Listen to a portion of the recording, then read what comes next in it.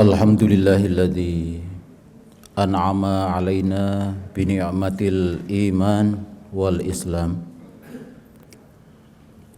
Wassalatu wassalamu ala sayyidil arabi wal ajam wa ala alihi wa ashabihi ya nabi'il ulumi wal hikam. Asyhadu an la ilaha illallah wahdahu la syarikalah wa asyhadu anna Muhammadan abduhu wa rasuluhu la nabiyya ba'dah. Allahumma salli wa sallim wa barik ala Muhammadin wa ala alihi wa ashabihi ajma'in. Fa ya ayyuhal muslimun ittaqullaha haqqa tuqatih wa la tamutunna illa wa antum muslimun.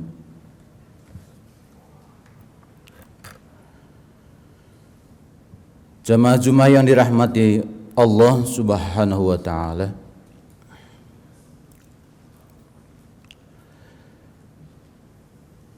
Pertama, marilah kita bersyukur kehadirat Allah. Hari ini, detik ini, kita masih diberi nikmat oleh Allah Subhanahu wa taala. Diberi waktu tangguh. Masih ada usia, tidak tahu lagi entah berapa dan kapan lagi Allah akan memanggil kita, tapi alhamdulillah. Hari ini kita diberikan hidayah oleh Allah Subhanahu wa taala untuk sama-sama kita menghadap kepadanya, bermohon kepadanya, sama-sama menjalankan salat Jumat. Mudah-mudahan usia yang diberikan oleh Allah Subhanahu wa taala ini dapat kita gunakan dengan baik sehingga hari demi hari kita semakin lebih baik. Jamaah yang dirahmati Allah, pelaksanaan salat Jumat, menghadiri salat Jumat adalah bagian penting dari pelaksanaan penjaminan mutu, ya, kita sebagai seorang muslim. Kalau kita memperhatikan siklus penjaminan mutu ada 4, ya, PPEPP, penetapan, pelaksanaan, evaluasi, pengendalian dan peningkatan.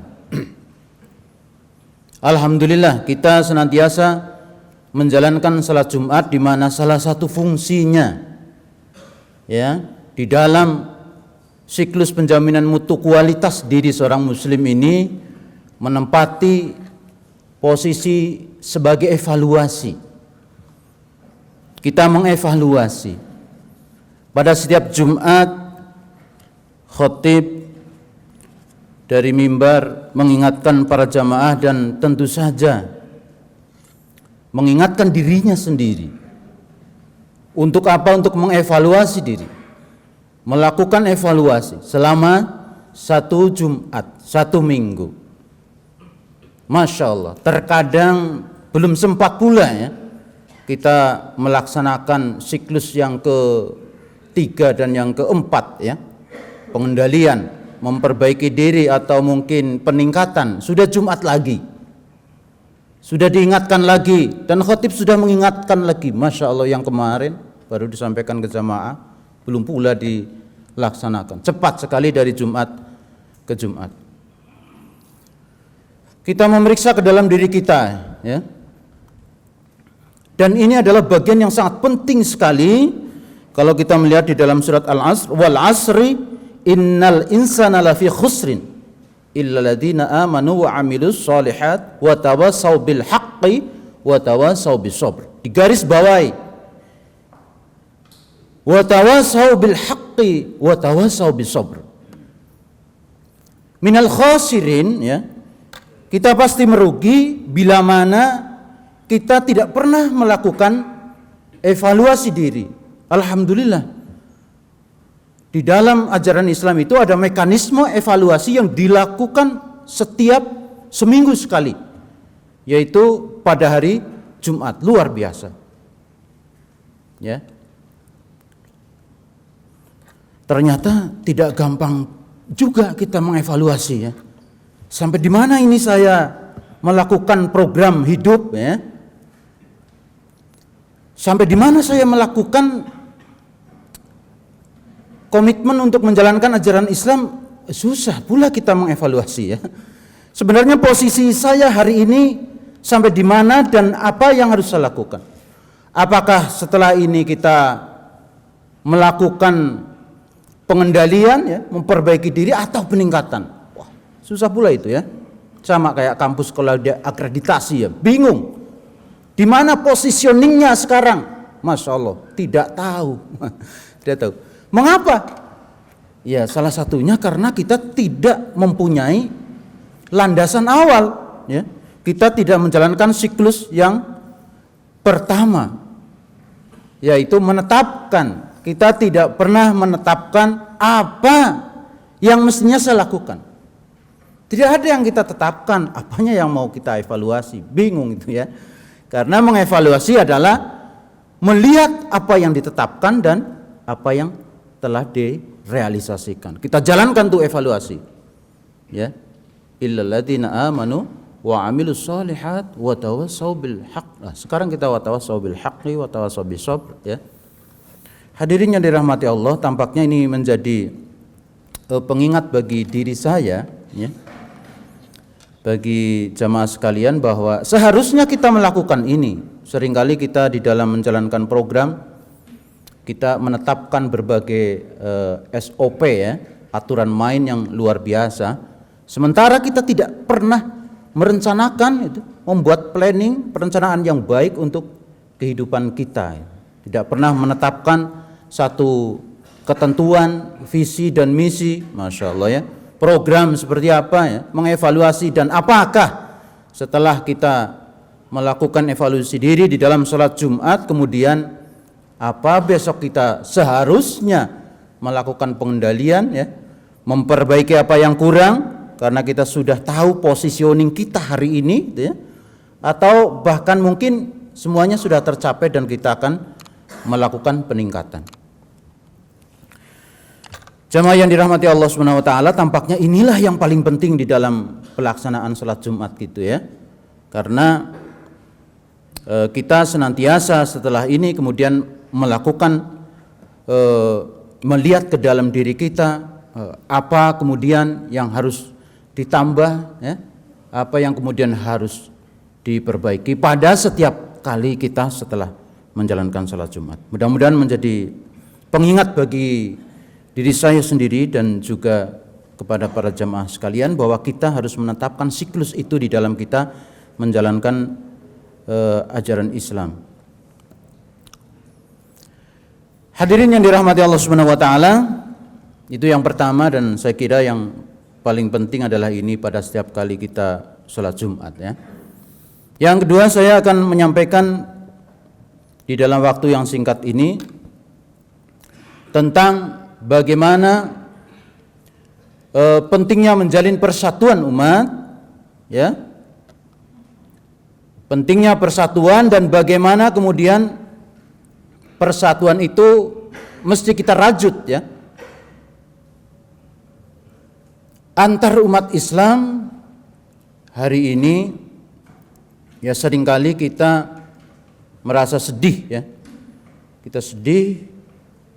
Seringkali kita merasa ada oknum yang kemudian membuat opini yang tidak kondusif, ya, memperkeruh keadaan, di mana seolah-olah kalau orang itu bicara soal Islam, soal iman, apalagi membawa simbol, ya, membawa simbol-simbol kalimat la ilaha illallah umpamanya, ya, ada simbol tuh, ya, itu dikesankan itu adalah satu eksklusivisme, ya. orang bicara agama di ruang publik ya, itu adalah eksklusif.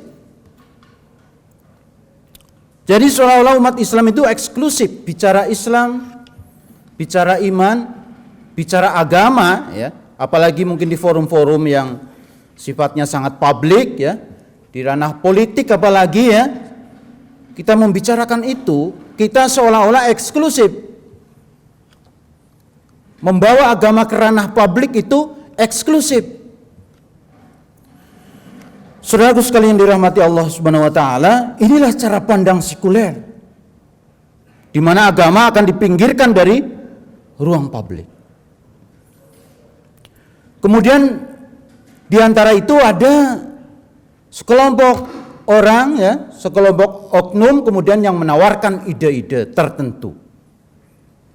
Yang dengan ide ini kemudian menganggap ide ini mengatasi eksklusivisme. Ya, jangan bicara soal agama tapi bicara soal bangsa. Ya, jangan bicara soal ideologi agama tapi bicaralah soal ideologi bangsa. Jangan bicara umat Islam, ya soal begitu ya, tapi bicaralah umat manusia, humanisme. Hadirin sekalian, seolah-olah ini sangat baik gitu ya. Seolah-olah ini menjadi tali pemersatu. Jika kita sudah tidak mengingat agama kita masing-masing gitu ya. Ya mungkin bukan hanya Islam ya. Umat beragama tidak lagi terngiang-ngiang dengan agamanya. Oh, itu adalah tanda dari mereka sudah inklusif dan dapat bergaul secara internasional. Karena apa? Karena doktrinnya adalah dalam tanda kutip kebangsaan, dalam tanda kutip kemanusiaan secara umum, ya. Karena tidak lagi membawa simbol tertentu. Saudaraku sekalian yang dirahmati Allah Subhanahu wa taala, ini sesungguhnya hemat saya adalah sebuah kekeliruan ya. Betul bahwa persatuan itu digarisbawahi sekali oleh Al-Quran ya. Wa'tasimu bihablillahi jami'an wa la tafarraqu. Bersatu menjadi ummatan wahidatan. Itu bukan lagi perintah dari ideologi tertentu, tapi ditegaskan langsung di dalam kitab suci Al-Quran. Kita tunduk tentu di hadapan kitab suci Al-Quran. Langsung kita taat kepada Allah Subhanahu wa taala. Untuk apa? Untuk menjalin persatuan, tegas sekali. Wala tafarraqu, dan jangan bercerai-berai. Terkadang bahkan sesama umat Islam kita lebih tidak bersahabat ketimbang kepada orang lain, ya. Sebuah kekeliruan yang amat keliru. Padahal kita di bawah satu panji la ilaha illallah Muhammad Rasulullah. Di mana itu wa'tasimu bihablillahi jami'an wa la tafarraqu. Saudara sekalian yang dirahmati Allah Subhanahu wa taala, saya ingin membahas sedikit bahwa apa yang dikatakan sebagai ideologi tertentu yang kemudian dia di atas ideologi Islam, di atas keimanan, ya, bahkan di atas agama, itu dikatakan sebagai ideologi pemersatu umat manusia, itu adalah sebuah kekeliruan. Karena apa? Karena secara praksis ya, pada kenyataannya manusia tidak bisa seperti itu. Manusia tidak bisa seperti itu. Saudara sekalian, secara sosiologis ya, pada saat manusia berkumpul ya, maka manusia ini akan bersaudara, mencari identitas yang umumnya itu dia identitas yang lebih dekat kepada dirinya. Lebih ada apa, kalau dalam pergaulan sosial mungkin ada chemistry-nya satu sama lain. Orang akan terikat dengan yang semacam itu. Jadi orang butuh ramai bersama-sama, tapi butuh kemudian juga menyepi bersama satu dua orang yang punya identitas atau ciri khas tertentu. Itu adalah fakta sosiologis. Saya hendak mengatakan bahwa ya, pemersatu yang kecil-kecil ini dalam konteks kita membangun persatuan yang lebih luas tidak mungkin dan tidak bisa dihilangkan. pada saat kita berkumpul di Indonesia ini, saudara sekalian, kita jarang kita kalau pergi kemana-mana gitu ya, terus kita mengidentifikasi diri, saya dekat dengan A dengan B karena sama-sama satu Indonesia. Maksud saya begini ya, kalau saya pergi ke daerah lain, ya, saya dari Jawa pergi ke Makassar, katakanlah saya belum pernah ke sana ya. Kemudian di sana saya tentu akan mencari persaudaraan, ya, mencari persaudaraan yang lebih dekat. Siapa sih yang bisa bersahabat dengan saya? Karena dengan ada persaudaraan itu, kemudian saya menjadi nyaman gitu ya, mempunyai saudara. Kalau kita urut dari yang paling level terkecil, saya akan cari saudara kandung ya. Karena yang paling dekat di kita saudara kandung, pemersatu ikatan sosial paling dekat saudara kandung. Tidak mungkin saya menemukan di sana. Ya. Saya akan mencari lagi terus dan mencari lagi identitas yang di bawah keindonesiaan. Gitu ya. Akan mencari yang sama-sama Muhammadiyah, satu baju sama-sama hijau. Wah, merasa saya punya kawan, ya kan? Saya merasa punya kawan. Ya, itu identitas yang lebih kecil di bawah daripada Indonesia, gitu ya. Saya di Makassar tidak mencari mana sesama saya yang Indonesia, tidak. Semuanya Indonesia gitu. Biasanya secara naluriah orang akan mencari kedekatan emosional yang terletak itu lebih chemistry gitu ya. Oh, mencari sesama Muhammadiyah ketemu gitu ya. Mencari sesama Muhammadiyah bertemu. Maka saya menjadi merasa punya saudara. Maka dalam konteks keindonesiaan tentu saja itu adalah sesuatu yang dapat kita pahami dengan baik ketika kemudian orang-orang itu mempunyai sentimen-sentimen primordial gitu ya, komunal ya, yang kemudian menjadi kedekatan tersendiri antara satu dan yang lain. Yang ini tidak boleh dan tidak mungkin untuk dihilangkan dengan ideologi tertentu yang sifatnya mungkin dianggap lebih besar dan melupakan saja yang kecil-kecil ini, kemudian menjadi semua orang menjadi bersatu. Kenapa? Karena melupakan Islamnya, karena melupakan Jawanya, melupakan Makassarnya, melupakan dan lain-lain itu ya, punya pengganti seperti itu ya. Oh, itu tidak bisa. Saudaraku sekalian yang dirahmati Allah Subhanahu wa taala, kalau kita pergi ke luar negeri ya, sendirian pula, bahasa Inggris pula nggak bisa gitu ya. Maka kita akan cari itu di situ. Baru yang satu sesama Indonesia gitu ya. Sesama Indonesia. Jadi dia selalu ada ya, kedekatan yang levelnya rendah itu selalu ada di bawah satu pemersatu yang lebih besar. Dan jamaah sekalian, itu tidak bisa digantikan bahwa ada ideologi yang barangkali dalam tataran global yang dinamakan humanisme, yang antroposentrik, yang bahwa manusia harus bersatu. Jangan pakai alasan karena sesama Islam, jangan pakai alasan karena sesama agama tertentu, jangan pakai alasan karena negara tertentu, yang lain-lain, tapi kita bersatu karena manusia. Ya, itu sangat ideal ya, sangat ideal, bahkan utopis ya. Kita bersatu itu karena manusia. Jadi di dunia ini nanti tidak ada konflik. Kenapa? Karena semua orang sudah melupakan berbagai identitasnya dan atas nama manusia kita bersatu. Masya Allah. Ini adalah sesuatu yang tidak mungkin. Tidak mungkin. Jadi persaudaraan universal karena alasan manusia itu aneh. Pada saat itu di Oman ya, bahasa asing nggak bagus pula gitu ya. Oh, itu di sana saya bertemu orang, saya tidak bisa mengidentifikasi diri. Oh, ini manusia, meskipun ini orang Omankah, orang Amerika, itu manusia berarti saudara saya. Nggak bisa. Saya mencari kedekatan-kedekatan tertentu yang sifatnya lebih sempit ya, mungkin satu bangsakah ya, dan seterusnya. Jadi kecuali antara manusia dan hewan berkumpul, nah saya merasa ini manusia saudara saya gitu ya. Jadi selalu ada pemersatu penyempit yang seperti itu. Nah, jamaah sekalian yang dirahmati Allah Subhanahu wa taala, seandainya kita pergi kemanapun ya, seantero dunia ini yang dimana-mana kita belum tentu kenal dengan manusia sedunia ini, maka saya bertanya, maka apa alat pemersatu universal yang mudah kita jumpai di mana-mana. Alat pemersatu universal yang dapat kita jumpai dimanapun. Kalau saya mau mencari saudara kandung saya, sulit. Mencari saudara sekampung saya lebih sulit lagi, gitu ya. Mencari yang satu Muhammadiyah barangkali belum tentu ketemu juga di negara tertentu ya. Terus itu adalah pasut-pasut persaudaraan yang sifatnya adalah kecil, dan saya tidak mungkin mencari yang manusia, tidak. Saya akan mencari yang apa? Saya akan mencari yang satu iman. Saya akan ketemu yang satu iman di mana-mana, di Amerika kah? Ya? Di Afrika kah? Di Australia kah? Di Jepang kah? Di Inggris kah? Dimanapun, ya, dimanapun saya akan bertemu.